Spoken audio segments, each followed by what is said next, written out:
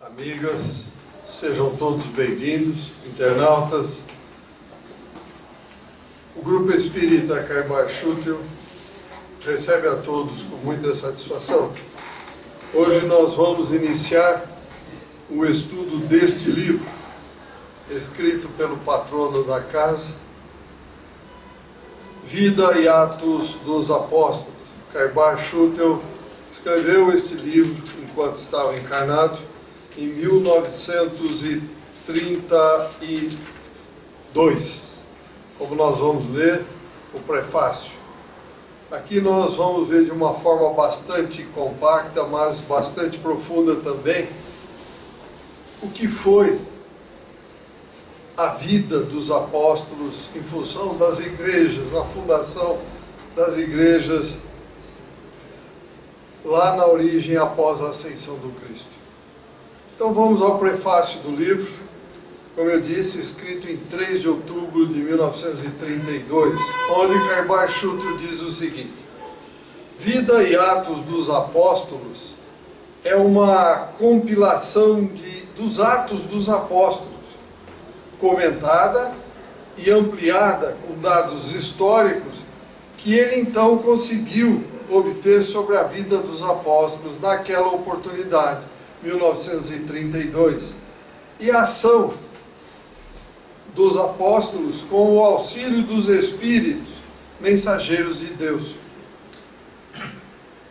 Obviamente, sempre sobre a suprema direção do Mestre Jesus.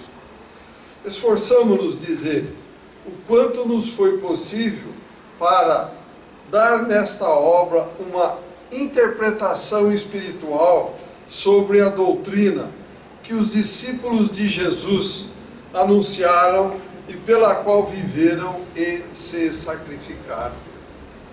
De acordo com a orientação espírita, continua Caibar Schutel, que tem por fim restabelecer a religião de Jesus Cristo, desnaturada, como ele diz aqui em letras bem garrafais, bem fortes, desnaturada pelos papas e concílios, a obra Vida e Atos dos Apóstolos vem revestida de uma exégese nova, em harmonia com a lógica, a razão e os fatos que constituem o seu princípio fundamental.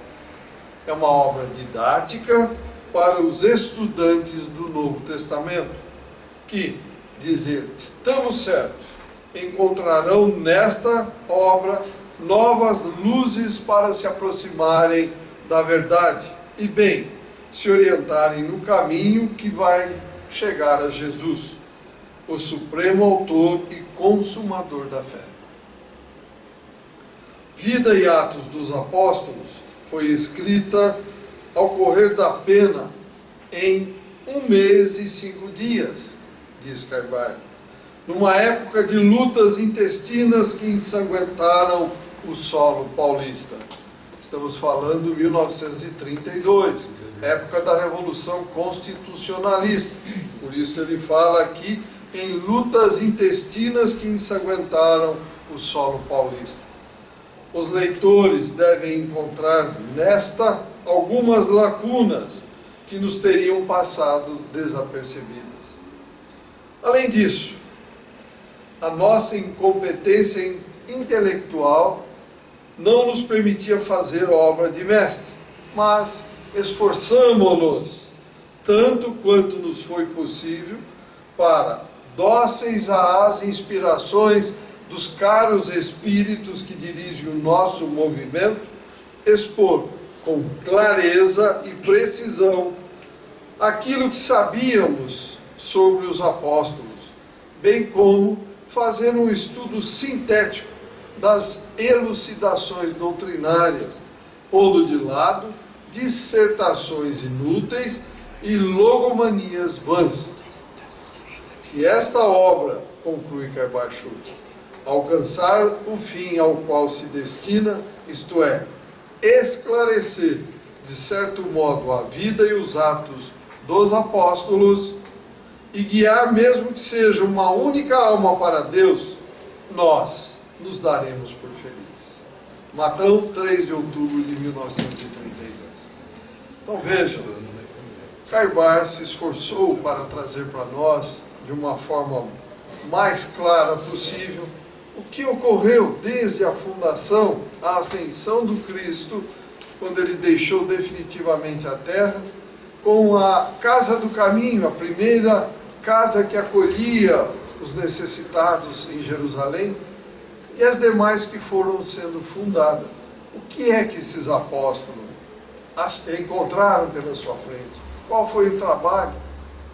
A maioria deles, como nós sabemos, encontraram a espada pela frente. Então, vamos ver o que é que Caibar nos traz com clareza nesse estudo, Vida e Atos dos Apóstolos. Ele faz primeiro aqui uma colocação mostrando o que é este livro Atos dos Apóstolos. Diz ele, é um livro do Novo Testamento, escrito em grego. Por quem? Pelo evangelista Lucas, o autor do terceiro evangelho. Além dos evangelhos que Lucas escreveu também Atos dos Apóstolos.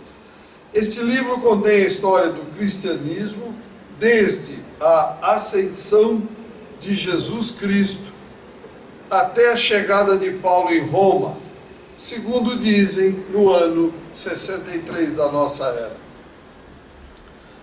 Parece ser a continuação do referido evangelho que o próprio Lucas escreveu, também dedicado a Teófilo. Quem é Teófilo? Segundo estudos que nós fomos buscar, Teófilo seria alguém do primeiro escalão ou do segundo escalão romano. Enfim, não se soube quem é Teófilo. Entretanto, como está textualmente, nominalmente, em nome de Teófilo, referência se faz a ele. Consta de 28 capítulos esse livro, Vida e Atos, no caso, Atos dos Apóstolos. Se quiséssemos resumi-lo, diz Caibar, nele nós veríamos a história da fundação dos primeiros núcleos cristãos, as primeiras igrejas, até a morte de Herodes. O cumprimento de muitas promessas do Cristo, a prova da ressurreição e aparições do Divino Mestre. Quando se fala em ressurreição, não é a ressurreição do mesmo corpo físico. Ele ressurgiu em espírito, materializando-se para os apóstolos. Vamos ver também a difusão do Espírito no cenáculo de Jerusalém, o desinteresse, a caridade dos primeiros apóstolos, enfim, o que sucedeu a estes após a dispersão para pregarem o Evangelho em todos os lugares onde eles puderam alcançar. O evangelista Lucas foi um dos grandes discípulos de Paulo. Onde nasceu Lucas? Nasceu na Antioquia, que é a Síria. Exercia a medicina e afirmam ter sido um bom artista. Daí o haverem escolhido os médicos por seu patrono. Mas o principal de Lucas não é ter sido médico, mas sim um grande apóstolo do cristianismo. Que cristianismo? Aquele que estava nascente com o próprio Cristo. Pelo seu evangelho e Atos, vê-se que era um homem ilustrado, de vistas largas, quer dizer, grande conhecimento, pois bem interpretava o movimento de reforma religiosa que se operou na sua época, um movimento que mereceu todo o seu auxílio prestado à causa cristã, com rara abnegação. Então foram unicamente, diz Caibar, para concluir a posição sobre este livro fantástico, foram unicamente estes os dados mais acertados que conseguimos obter sobre tão ilustre personalidade, que assinalou sua passagem pela terra como um super-homem, entidade dotada pelo que se vê de faculdades admiráveis, que eram as insígnias de tão ilustre como elevado espírito. Então veja, essas são as colocações de Kaibar sobre o que nos aguarda nesse estudo. Então, para nós realmente começarmos para valer este estudo, vamos ver hoje o primeiro capítulo, é a exégese histórica dos Atos dos Apóstolos. O que é a exégese? São os comentários, esclarecimentos ou minuciosa interpretação de um texto. Então vamos ver o que é que ele quer dizer com isso. No livro Atos, primeiro capítulo de Atos, versículos 1 a 4, diz o seguinte, textualmente: no primeiro livro relatei, ó Teófilo, todas as coisas a fazer e a ensinar, até o dia que foi recebido em cima, depois de haver dado preceitos pelo Espírito Santo aos apóstolos que escolheram, aos quais ele também, depois de haver padecido, apresentou-se vivo, dando disto muitas provas, aparecendo-lhes por espaço de 40 dias, e falando das coisas concernentes ao reino de Deus. Então vamos ver de que forma esses dizeres aqui foram interpretados por Kaibar. Diz ele textualmente: a leitura e meditação do livro Atos dos Apóstolos, assim como acontece com todos os livros do Novo Testamento, nos proporcionam agradáveis momentos de instrução e ao mesmo tempo de consolação. Muitas proposições ressaltam aos nossos olhos ao abrir este livro, pequenino na verdade, mas grande no extraordinário objetivo de levar a todos os lares os dados históricos da missão apostólica, em suas fases gloriosa e dolorosa. Não vamos pensar que o início para os apóstolos foi, como se diz hoje na gíria, só coisa boa, delícias. Não, não foi não. Eles tiveram momentos terríveis, perseguições, prisões, mortes, foram momentos difíceis. Mas, apesar disto, foram sempre proveitosas aos extraordinários seguidores do ressuscitado da Galileia, e bem assim àqueles que quiseram e àqueles que querem seguir-lhes as pegadas.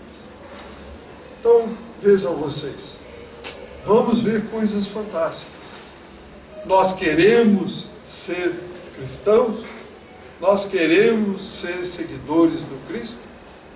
O que logo ressalta às nossas vistas nesta tirada de Lucas, ou seja, nisto que nós lemos aqui, capítulo 1, versículos 1 a 4, é o seguinte: é a confirmação de que o ilustre evangelista faz no primeiro livro por ele escrito, em que há tudo o que é necessário fazer e ensinar sobre os preceitos de Jesus, desde o nascimento de Jesus em Belém até o dia da sua ascensão, inclusive as lições recebidas durante os 40 dias em que o Mestre esteve com eles, aparecendo-lhes por esse espaço de tempo, 40 dias após a sua morte.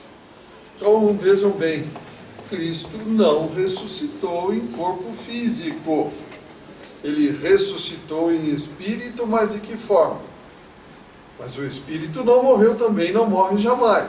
Ele simplesmente, para os apóstolos, ele se materializou. E para eles ficou a impressão de que ele havia ressuscitado. Ok? Então este fato das aparições de Jesus, relatado por todos os evangelistas, e confirmado nas diversas epístolas inseridas no Novo Testamento, é muito significativo e não pode deixar de constituir a base fundamental da religião cristã, como ele próprio, Caibás, já disse em todas as outras obras suas. Essas aparições, diz ele, são as provas positivas da continuidade da vida do Divino Mestre e, portanto, do prosseguimento da sua missão, tal como ele mesmo declarou, segundo refere o evangelista João, dizendo o seguinte, palavras do Cristo: não vos deixarei órfãos, eu voltarei a vós. Ainda um pouco, e depois o mundo não me verá mais, mas vós me vereis, porque eu vivo e vós vivereis. Evangelho de João, capítulo 14, versículo 19. E continua ainda no versículo 21. Aquele que tem os meus mandamentos e os guarda, esse é aquele que me ama. E aquele que me ama será amado de meu Pai, e eu o amarei e me manifestarei a ele. João, capítulo 14, versículo 21. Então vejam, o último trecho é a recomendação solene do próprio Mestre, para que eles, por enquanto, não saíssem de Jerusalém, a fim de esperarem a promessa feita pelo Pai, quando ele disse: e eu o amarei e me manifestarei a ele. De mim ouvistes, então, ouviram isto, então vamos aguardar. Então ele não deixou que ninguém saísse de Jerusalém após a sua morte, 40 dias depois, até 40 dias depois. Essa promessa se refere, continua Caibás, à difusão do Espírito bem caracterizada, primeiramente no capítulo 7, versículos 37 a 39 de João. No último, no grande dia da festa, levantou-se Jesus e exclamou: se alguém tiver sede, venha a mim e beba. Quem crê em mim, como disse a Escritura, do seu interior manarão rios de água viva. Disse isto a respeito do Espírito que iam receber aqueles que nele crescem, porque o Espírito ainda não fora dado, pois Jesus não tinha sido ainda glorificado. E depois, nos capítulos 14, se me amais, guardai os meus mandamentos, e eu rogarei ao Pai, ele vos dará outro paráclito ou paracleto, ou seja, outro consolador, a fim de que fique sempre convosco o Espírito de verdade, que o mundo não pôde receber, porque não o vê, nem o conhece. Vós o conheceis, falando para os apóstolos, porque ele habita convosco e estará em vós. Versículos 15 a 17. Eu vos tenho falado estas coisas, estando ainda convosco, mas o Consolador, o Espírito Santo, a quem o Pai enviará em meu nome, esse vos ensinará todas as coisas e vos fará lembrar de tudo o que eu vos disse. Versículos 25 e 26. Nós enxergamos o mundo espiritual hoje, meus amigos. Isso ele está falando naquela época, para os apóstolos que estavam em missão junto a ele. Vocês que não veem, eu pergunto para nós hoje, o que nós fizemos para poder ver, sentir de uma forma bem brilhante o mundo espiritual? O que fizemos?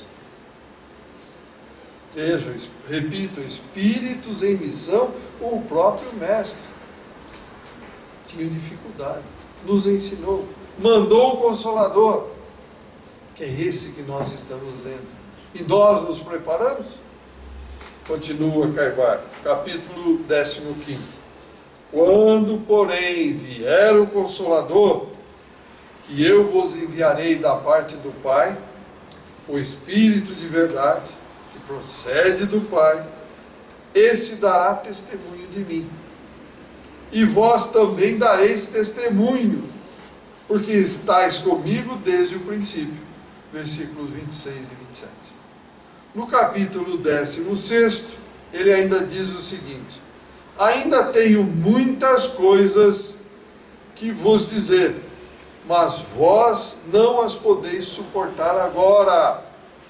Quando vier, porém, aquele Espírito de verdade, ele vos guiará em toda a verdade, porque não falará de si mesmo, mas dirá o que tiver ouvido e vos anunciará as coisas que estão para vir. Ele me glorificará, porque há de receber do que é meu e vou-lo há de anunciar. Versículos 12 a 14. Na parte final, diz o Carbar aqui, do trecho acima, nós observamos a íntima ligação existente entre a vinda do Consolador e o batismo referido por João Batista. Eu vos batizei com água, mas atrás de mim vem quem vos batizará com o Espírito Santo e com fogo. Jesus confirma o que disse João Batista. De que forma ele diz? Ele diz o seguinte: porque João, na verdade, batizou com água, mas vós sereis batizados com o Espírito Santo dentro de poucos dias. E foi o que fez. Dentro de poucos dias, nesses 40 dias após a sua desencarnação, que ele se materializou várias vezes, uma delas ele fez o quê? Dentro do cenáculo se manifestasse aqueles fenômenos mediúnicos, e um deles, cada um dos apóstolos começaram a expor um fenômeno que chama de xenoglossia, ou seja, falar numa língua diferente daquela que eles falavam normalmente, de tal forma que todos ali presentes começaram a entender o que eles estavam falando. Então veja, tudo que ele comentou aqui, em rápidas palavras, foi para nos trazer o Cristo. Foi para nos relembrar o Cristo. Por que o Cristo, na época, falava por parábolas? Por que, meus amigos e amigas? Porque nós, seres humanos encarnados naquele momento, não tínhamos condições de entender esta grandiosidade que é o mundo espiritual. Então ele falava das coisas do mundo espiritual através de parábolas. O que são parábolas? Usanças, fatos do dia a dia, para que pudéssemos entender aquilo que ele se referia do mundo espiritual. E hoje, 2000 anos depois, nós entendemos os ensinamentos do Cristo? Como é que nós estamos? Ainda ontem, ouvia comentário, nem entrei para tentar refutar o comentário. Espírita é macumbeiro. Tá bom, essa é a tua opinião? A tua opinião, paciente. Que Deus te ajude. Vá em paz. O que nós vamos fazer? Como é que nós vamos tentar, numa rápida conversa, mostrar o que é, o que não é? Então, se nós, como diz a própria doutrina, se nós não nos amarmos e não nos instruirmos, nós não vamos entender a grandiosidade que é o mundo espiritual. Então, meus amigos, eu brinco sempre, não adianta imaginarmos que vamos colocar o livro embaixo do braço e ficar esperando que, por osmose, o conhecimento venha na nossa cabeça. Não virá. Nós vamos ter que ler, estudar, discutir e, acima de tudo, pôr em prática esta maravilha para poder entender. Senão, não tem outro caminho. Por isso, Cristo deixou claro que Ele mandaria o Consolador para que nós nos preparássemos neste período, reencarnando, para quando viesse o Consolador, pudéssemos entender. Mas o que vemos hoje, meus amigos e amigas, internautas, o que vemos? Um apego excessivo à matéria, um apego, uma ilusão total, em que nós estamos achando, queremos as coisas, achamos que é só aqui que vamos conseguir. Então vamos buscar apego excessivo na comida, na sexualidade, nas drogas, achando que isto vai nos completar. Não vai nos completar. Enquanto não estivermos com um espaço interno, mental, voltado para a espiritualidade, ligado a esta paz, a este amor, esta harmonia, este equilíbrio, nós também não estaremos vibrando igualmente. Comentários, perguntas? Até aqui? Eu queria perguntar para o senhor, Marcos. Pois não, à vontade. Com relação a essa passagem, né, da xenoglosia, foram com os apóstolos. Sim. Puxa, deve ter sido uma coisa assim. É a famosa Pentecostes, a noite de Pentecostes, ou o momento de Pentecostes. Foi isso? Foi isso. E nós vamos estudar isso no momento certo. Entendi. Tá? Vamos ver isso. Uma coisa fantástica. Com certeza. Foi muito eles lindo. conseguiram se expressar para várias pessoas com os Os vários mais idiomas diversos. que eles ali estavam. Todos entenderam. Coisa Então, fantástica. provavelmente, logicamente, os discípulos eram médios. Todos eles eram médios. Todos os discípulos eram médios. Todos os discípulos eram médiums, né? Sim. E psicofônicos. Ou psicofônicos, na realidade, mas eles recebiam. Agora, eu pelo menos não tenho noção, mas provavelmente não só psicofônicos, mas também psicográficos, porque os evangelhos foram escritos de que forma? Psicograficamente, foram inspirados pelos Espíritos, porque foram escritos depois que o Cristo se foi. Até penso eu, né, no pequeno entendimento, que aquela situação fatalmente deveria ter todo um aparato espiritual para que os discípulos conseguissem se manifestar, para que as pessoas entendessem a grandiosidade, né? Para não ficar nada errado. Exatamente, não tenha dúvida. Tenha dúvida. Entendi. Tudo dentro do conceito aí da manifestação do Cristo, tudo isso estava planejado para mostrar a grandiosidade. Por isso ele mesmo disse, quem tem olhos para ver que veja, quem tem ouvidos para ouvir que ouça. O próprio Cristo deixou isso claro, para que nós aproveitássemos todos os momentos dos seus ensinamentos. Certo? Mais comentários? Mais perguntas? Pois não. Esse negócio dos 40 dias que ele pediu para os apóstolos não saírem. Isso. Por quê? Porque como ele mesmo disse aqui, olha, eu vou repetir, ele diz o seguinte, olha, no capítulo de João, né, no capítulo 14, versículo 21, aquele que tem os meus mandamentos e os guarda, esse é o que me ama. E aquele que me ama será amado de meu Pai. E eu o amarei e me manifestarei a ele. Então, quem é que estava ali? Os apóstolos. Então ele pediu para que nesses 40 dias em que ele iria se materializar, para que eles ali estivessem, para que ele pudesse se manifestar a eles. Aqui. E me manifestarei a ele, aquele que o ama. Então, por isso eles ficaram congregados nesses 40 dias. É uma espécie de... É uma espécie de quarentena. Praticamente isso. Eles ficaram ali esperando as manifestações. Então é uma recomendação solene do Cristo para que eles não saíssem, a fim de que esperassem a promessa feita. Praticamente isso. E é o que aconteceu. Então ficaram aguardando.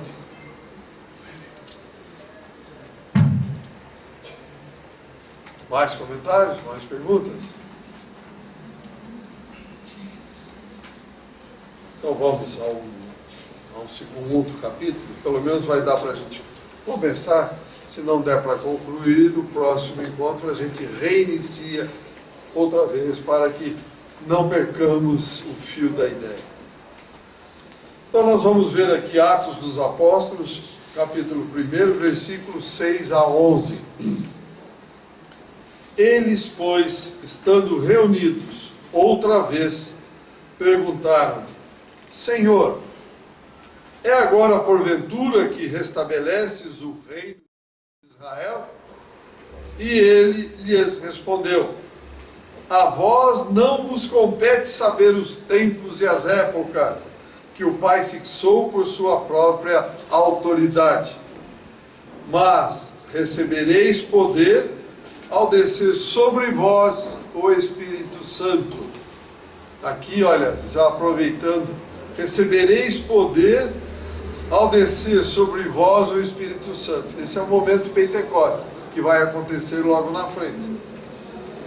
E ele diz mais aqui, continua dizendo mais o seguinte: e sereis minhas testemunhas, tanto em Jerusalém, como em toda a Judéia e Samaria, e até as extremidades da terra. E tendo dito estas coisas, foi Jesus elevado à vista deles, e uma nuvem o recebeu e ocultou aos seus olhos. E estando eles com os olhos fixos no céu, enquanto Jesus subia, eis que 2 varões com vestiduras brancas se puseram ao lado deles. E lhes perguntaram: Galileus, por que estáis olhando para o céu? Esse Jesus, que dentre vós foi recebido no céu, assim virá, do modo como ouvistes ir para o céu. Atos, capítulo 1, versículos 6 a 11. Então vamos ver o que ele comenta sobre esse pedaço. Em uma obra anterior, ele fez um comentário, fez um esclarecimento a respeito da palavra Espírito Santo, que a cada passo se encontra no Evangelho. Não será demais, diz ele, estendermos em certas considerações a esse respeito, para que os leitores melhor compreendam o sentido das Escrituras, ao qual nos propomos dar um esclarecimento melhor. As antigas Escrituras não continham o qualificativo Espírito Santo, só tinha o qualificativo Espírito, quando se falava de Espírito. Todos os apóstolos reconheciam a existência de Espírito, mas entre bons e maus. No Evangelho de Lucas, capítulo 10, lê-se: aquele que pede obtém, o que procura acha, abrir-se-á ao que bater. Se vós, sendo maus, sabeis dar boas dádivas aos vossos filhos, com muito mais forte razão o vosso Pai enviará do céu um bom Espírito àqueles que o pedirem. Versículos 10 a 13. Vejam só, está no Evangelho de Lucas. Não está dizendo que vai mandar o Espírito Santo, vai mandar um Espírito.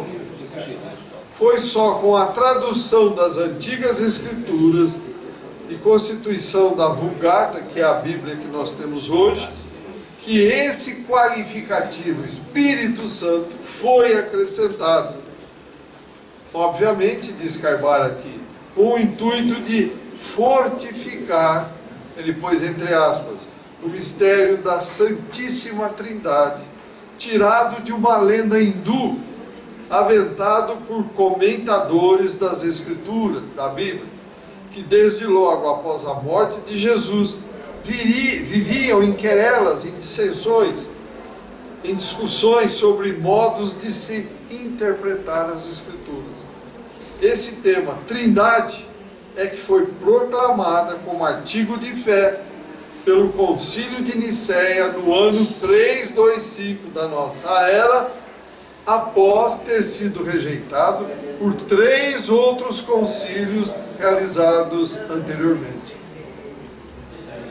Tá certo? Vejam só, como a gente precisa tomar um certo cuidado, ler, pensar, refletir. E ele diz mais, Karl Schutter: o mistério da Santíssima Trindade veio criar uma doutrina nova sobre a concepção do Espírito, atribuindo ao Espírito, quando revestido do qualificativo santo, um ser misterioso, incriado, também Deus e coeterno com o Pai. Não é verdade. A trindade do universo, Deus, Espírito e matéria. Deus criou o Espírito para interagir na matéria, aperfeiçoar-se e voltar a espíritos elevados para Deus. Então precisamos tomar muito cuidado ao ler as coisas. Então diz o Karl literalmente: desvirtuada por completo de sua verdadeira significação, a promessa de Jesus não representa para as igrejas romana e protestante a difusão do Espírito, ou antes, dos Espíritos, que por ordem de Deus, enviados por Jesus, viriam restabelecer todas as coisas, mas representam o quê? Um dom sobrenatural, um movimento de cérebro e de coração que Deus operou unicamente nos apóstolos no dia de Pentecostes. Então veja, não é bem como nós realmente aprendemos, precisamos tomar muito cuidado. Então nós vamos ver, diz o Karl, não hoje, mais adiante, que essa doutrina da Santíssima Trindade não condiz com a realidade Deus, Espírito e matéria. Então por hoje nós pararemos por aqui. Vou abrir para perguntas até aqui e no próximo encontro nós reiniciaremos. Aos internautas, muito obrigado pela participação e até o próximo encontro.